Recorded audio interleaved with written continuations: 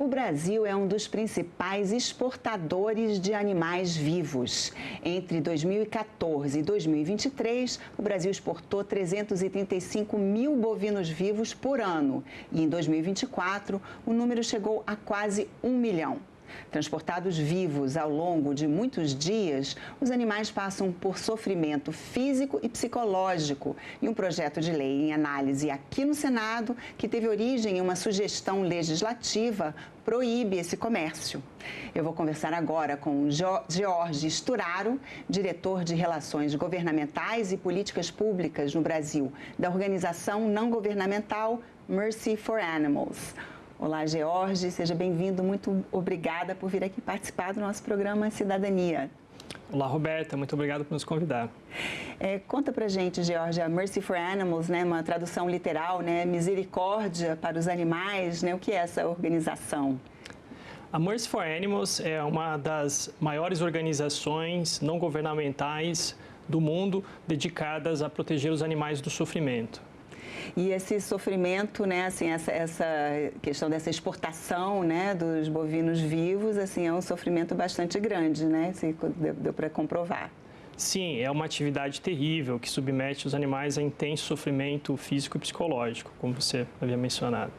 Agora, só que os animais eles são exportados para serem abatidos, né, no destino. A intenção, na verdade, não é parar com o abate, é que seja um abate mais misericordioso, né, mais humanizado, digamos, né, assim, que gere menos sofrimento. Nós entendemos que o transporte de animais vivos, ele acrescenta uma camada de sofrimento a animais que são explorados na indústria da carne, né? Nós temos uma campanha para que, justamente para acabar com esse transporte, né? Não é necessário, né? É um sofrimento desnecessário provocado, ao qual os animais são submetidos. E como é esse sofrimento? O que acontece, né, durante esse transporte?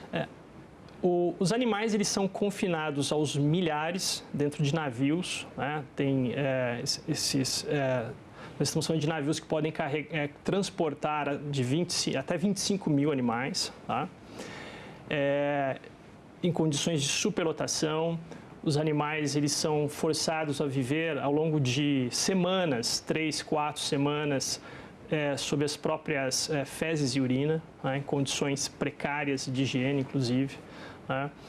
Ao longo dessas viagens, por conta desse acúmulo de dejetos, os animais expiram quantidades imensas de amônia, que pode provocar infecções respiratórias, pode provocar infecções nas cavidades oculares dos animais. Alguns animais, inclusive, são cegados, chegam cegos ao destino final.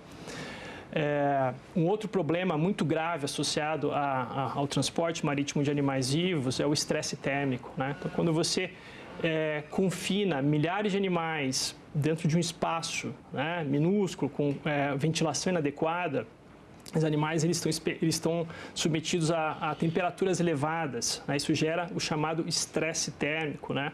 É uma condição que pode levar à morte dos animais, né? É terrível dizer isso, mas os animais eles são literalmente cozidos por dentro, né? Isso afeta uma grande quantidade de animais. É a principal causa de morte de animais no transporte marítimo de animais vivos, o estresse térmico. Tá? E eles vão, essas 4 semanas, né, esse longo período, é porque eles atravessam, né, o oceano e vão, a grande maioria, para o Oriente Médio? Para países do Oriente Médio e países do norte da África. Então, assim, uma longa viagem de navio e, inclusive, os navios parece que também, em geral, não estão em muito bom estado, né? Sim, esse é um outro problema, é um problema que não é muito discutido, mas é um problema bastante preocupante, bastante sério, né? A frota que transporta animais vivos a partir do Brasil, ela é constituída de navios muito antigos, tá? A idade média dessas embarcações é hoje de 39, 40 anos. 80% dela tem mais de 30 anos, né? Nós chamamos esses navios de navios sucata. Por quê? Porque nessa idade, esses navios eles já teriam que ser descomissionados e vendidos para sucateamento, né? Então, além de muito antigos, grande parte desses navios, eles são navios convertidos, né, navios adaptados. São navios que não foram construídos para a finalidade original de transportar animais vivos. A gente está falando de navios que foram construídos, projetados para transportar contêineres, para transportar carga geral, para transportar veículos. E em algum momento eles foram vendidos para essas empresas que fazem o comércio internacional de animais vivos. Essas empresas adaptam esses navios, né? Essa adaptação consiste na construção de decks de carga acima do casco. Tá? E isso gera um problema, tá? Porque esses navios eles costumam ter cascos estreitos. E quando você acrescenta decks de carga sobre cascos estreitos, a estabilidade da embarcação fica comprometida. Tá? Então, o navio ele se torna mais propenso a tombar, a adenar e eventualmente afundar. Isso já aconteceu no Brasil. Em 2015, no porto de Vila do Conde, em Barcarena, no Pará, um navio carregado com aproximadamente 5.000 bois vivos, ele estava atracado no porto, perdeu a estabilidade, tombou e afundou. Né? A maior parte dos animais que estavam embarcados já morreu afogado. Isso gerou um grande impacto ambiental na região. Né? A contaminação produzida pelo acidente, pelas carcaças dos animais e pelo óleo que vazou da embarcação, chegou até a cidade de Belém, 60 quilômetros rio abaixo. Né? Isso foi um dos piores desastres ambientais da história do Pará. E os destroços do navio continuam lá até hoje, né? Ainda não foram removidos 10 anos depois.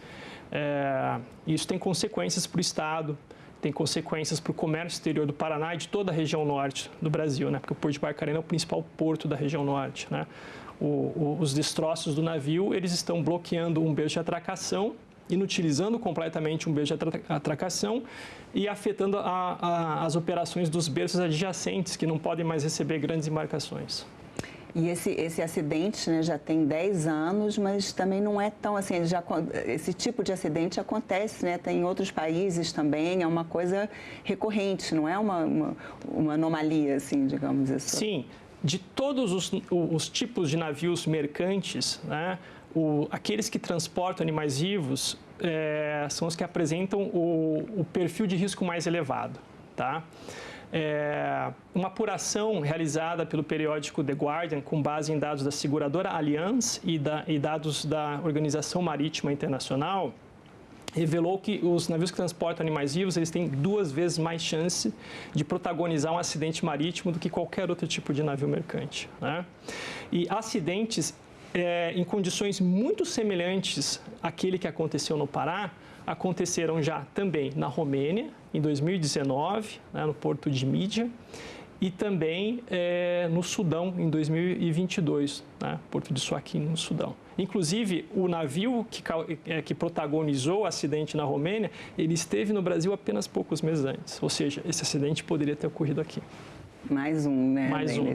Vamos dar uma olhada, a gente tem umas imagens compartilhadas, né, pela Mercy for Animals, né, que a gente está descrevendo, mas uma imagem fala, né, mais que 1000 palavras. Se você quiser comentar, explicar para a gente, né, o que é isso que a gente está vendo. Aqui a gente está vendo imagens do interior de um navio, né? A gente observa diversos animais, né? Centenas de animais confinados em baias, sob condições de higiene extremamente precárias, né? A gente vê aí os animais cobertos, né? De alguns deles, né? Cobertos de fezes, né? Isso é chamado, né, pelos especialistas veterinários de jaqueta fecal, né? O animal ele é forçado, como ele tem que deitar em um chão que está sujo, coberto de fezes e urina, esses dejetos eles se depositam sobre a pele do animal e forma a chamada jaqueta fecal, né? Que inclusive compromete a regulação térmica, né, corporal desses animais e é um dos fatores que gera o chamado estresse térmico. Inclusive, além do próprio sofrimento dos animais, não faz sentido econômico, né? Imagino que muito deve se perder, né? Não é uma boa prática econômica. Existe sim uma perda, né? Infelizmente, nós não conseguimos dimensioná-la porque não há dados públicos de fácil acesso sobre isso, né? Mas especialistas que acompanham esse assunto há bastante tempo sabem, né, que há perdas, né, por conta das condições que os próprios animais enfrentam. Isso é reconhecido pela indústria, a indústria admite que há perdas, né? Então, do ponto de vista da indústria, essas perdas elas são toleradas, são aceitáveis, são parte do negócio, né? Todo negócio há perda, né? No caso da exportação de animais vivos, a perda é a vida dos animais.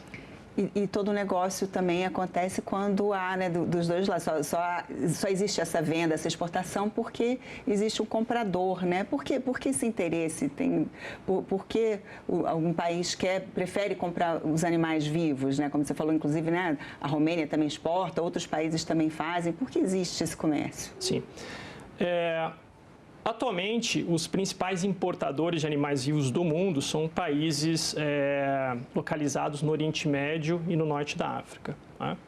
E uma das principais razões pelas quais esses países importam animais vivos é para manter ativas indústrias locais, né? Indústrias frigoríficas e de couro locais, né? Então, o boi, para essas indústrias, é a matéria-prima, né? Então, para manter essas indústrias ativas, gerar emprego localmente, né, eles importam esses animais. Por exemplo, a Turquia, que é uma das maiores indústrias na Turquia e um dos principais setores de exportação da Turquia é o couro, né, e os produtos vestuários derivados do couro, né, tem principalmente como destino no mercado europeu. A Turquia não tem um grande rebanho de bovinos, eles precisam importar animais, né, para poder ter acesso ao couro e manter ativa a sua indústria de produtos de couro, né? Isso ocorre também em outros países do Oriente Médio. Uma segunda razão pela qual esses países importam bovinos vivos é para reexportar para os países vizinhos, né? Então, o Egito importa bovinos vivos do Brasil para reexportar para o Sudão, para reexportar para os territórios palestinos. O Iraque importa bovinos vivos do Brasil para reexportar para os seus vizinhos ali na Ásia Central, né? Ou seja, esses países importam bovinos vivos para poder fazer negócios, né, e gerar renda, criar empregos a partir desse comércio. Agora, a gente poderia imaginar, né, que poderia existir a justificativa religiosa, né, o abate halal, mas você estava explicando que essa razão não vale, né, que o Brasil tem toda a condição de exportar animais abatidos segundo essas regras. Exatamente. Nós entendemos que essa explicação, essa hipótese, ela não para de pé. Por que não para de pé?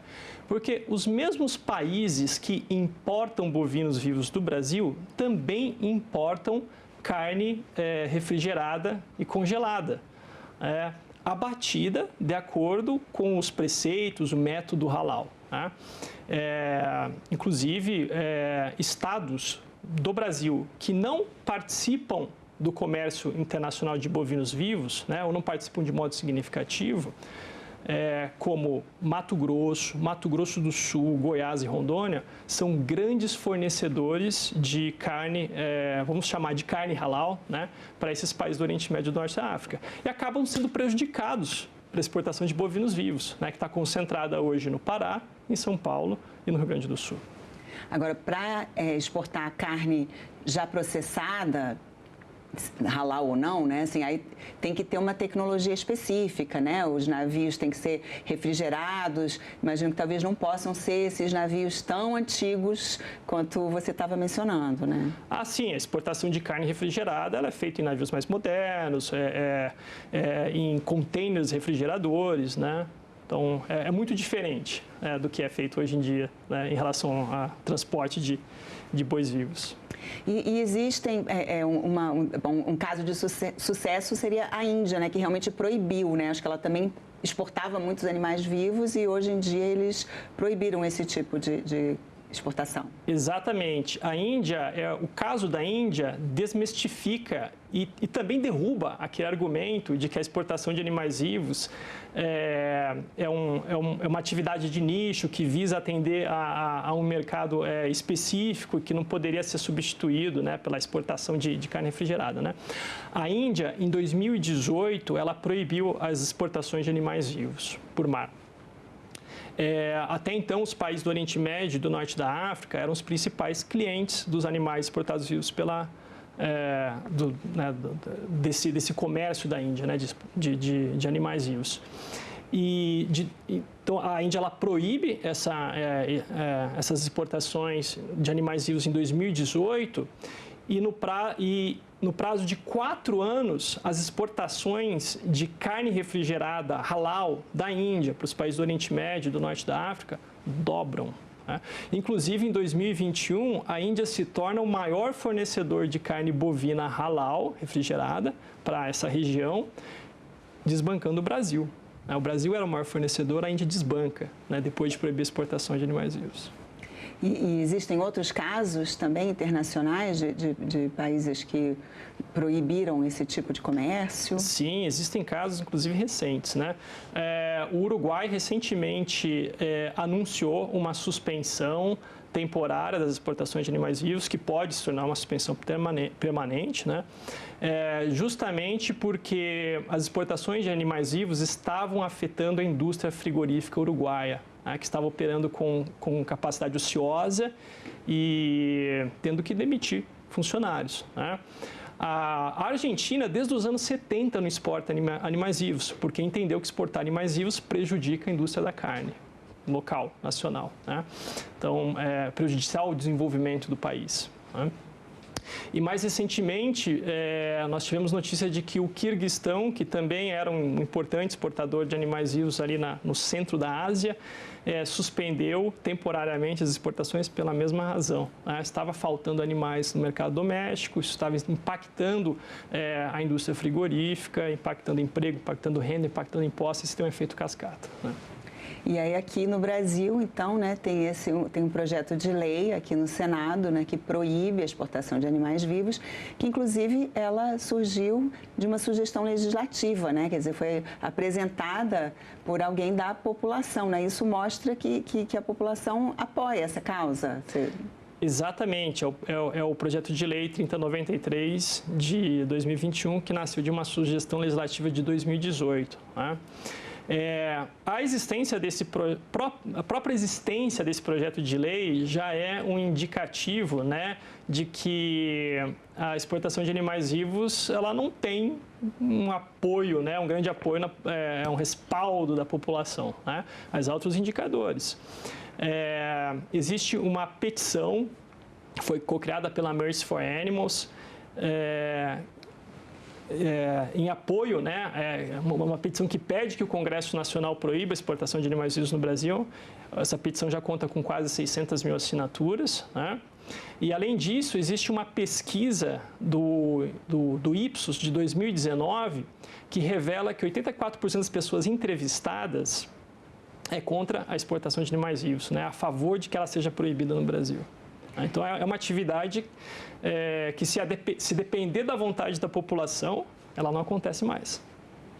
E se realmente for proibido, assim, quais são as alternativas, assim, para os produtores, né, os comerciantes? Eles não vão ser prejudicados, pelo que, né, sim, se vê. Uma medida dessas, naturalmente, ela vai produzir rearranjos na cadeia produtiva, certo? Mas nós entendemos que os impactos serão mínimos, por quê? Primeiramente, o Brasil é um grande exportador de animais vivos, exporta 1 milhão de bovinos vivos por ano.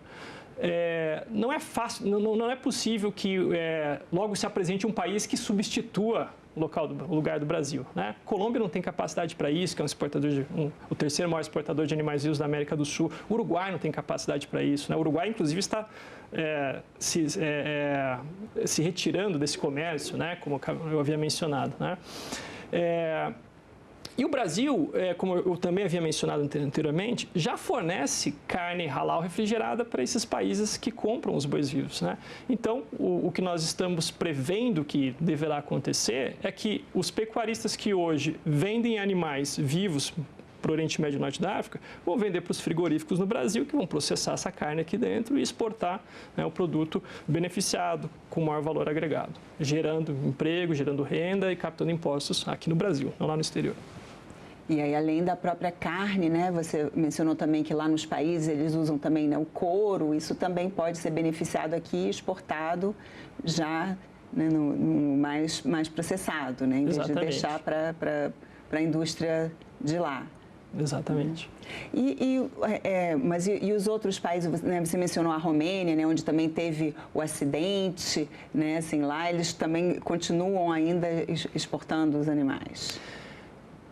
Sim, a Romênia no contexto da Europa, né, a Romênia é um grande exportador de animais vivos, né, a Irlanda também exporta, Espanha exporta animais vivos e França, embora seja uma quantidade grande, a gente está falando de viagens muito mais curtas do que aquelas que ocorrem a partir do Brasil, né? Mas acho que é importante destacar que a exportação de animais vivos, ela é uma atividade que, do ponto de vista global, tá? Ela está em decadência, né? Existe uma tendência de que essa atividade ela seja proibida, né? Por que eu digo isso? A Índia proibiu em 2018. A Nova Zelândia, que também era um grande exportador de animais vivos, né, no contexto da Oceania, ela proibiu em 2021, após um acidente, um naufrágio com um navio que transportava ovelhas vivas para a China, né? E por razões de bem-estar animal. Recentemente, em 2024, o Reino Unido proibiu a atividade também. Tá? A Austrália anunciou em 2023 que queria proibir, a partir de 2025, a exportação de ovelhas vivas. Né? As ovelhas são os animais que mais sofrem, né, nesse comércio, porque são muito mais suscetíveis, né? Principalmente a questão das temperaturas elevadas, né? E espera-se que, após a proibição da exportação de ovelhas vivas, a Austrália também proíba a exportação de bois vivos, né? Essa, aliás, é uma das razões pelas quais os importadores de animais vivos estão transferindo operações da Austrália para a América do Sul, tá? E na Europa, em 2022, a Alemanha, Luxemburgo e a Holanda anunciaram que não mais exportariam animais vivos para fora da União Europeia, né? Isso efetivamente limita o transporte de animais vivos desses países ao modal terrestre, né? Porque eles vão exportar apenas para países dentro da geografia da União Europeia, os países vizinhos. E que é uma forma menos sofrida, né, de exportação. É menos sofrida porque as distâncias são menores, o período que os animais passam dentro desses transportes é bem menor, né? Então, o sofrimento que eles ainda experienciam algum sofrimento, tá? Mas, comparativamente, é muito menor. E pode-se dizer, então, diante disso que você expôs, que está avançando nessa causa dos direitos animais? Está avançando e nós estamos muito seguros que o tempo do fim da exportação de animais vivos ele está próximo. E no mundo, além disso, a Mercy for Animals tem alguma outra isso está dentro de um contexto assim dos direitos dos animais? Aqui o próprio Senado aqui aprovou, né, assim, que os animais são seres sencientes, né? A Constituição mesmo veda, né, o sofrimento dos animais, né? Então isso está tudo dentro desse contexto, né? Sim, a Mercy for Animals é uma organização dedicada a proteger os direitos dos animais, né? Nós entendemos que os animais têm direitos porque eles são seres sensíveis. Os animais eles têm capacidade de sofrer, né? Eles sentem dor, eles sentem medo. E eles também têm capacidade de sentir alegria, né? De sentir prazer, né? Então, por conta disso, né, por conta dessa capacidade, por conta da ciência, nós entendemos que os animais devem ser protegidos. E a gente vem observando movimentos legislativos importantes no sentido de efetivar mesmo, né, a proteção dos animais no Brasil. Né? Como você mencionou, né, o reconhecimento da ciência animal já no Congresso Nacional. Né? Mas, de certo modo, esse reconhecimento ele já está gravado na nossa Constituição. Né? A Constituição Federal do Brasil, lá no seu artigo 225, ela veda os maus tratos contra os animais. Né? Isso é um reconhecimento tácito, né, de que os animais podem sofrer, sentir dor. Né? Inclusive, eu gostaria de ressaltar que se nós levarmos em conta o artigo 225, né, e olharmos para a atividade da exploração de animais vivos a partir da perspectiva desse artigo, nós vamos constatar que essa é uma atividade que implica maus tratos aos animais. George Sturaro, muito obrigada pela sua presença aqui no programa Cidadania. E boa sorte nessa sua empreitada. E eu agradeço também a você que nos assiste. Esse programa está disponível no site da TV Senado, senado.leg.br/TV, e no canal da TV Senado no YouTube. Obrigada pela atenção e continue assistindo a TV Senado.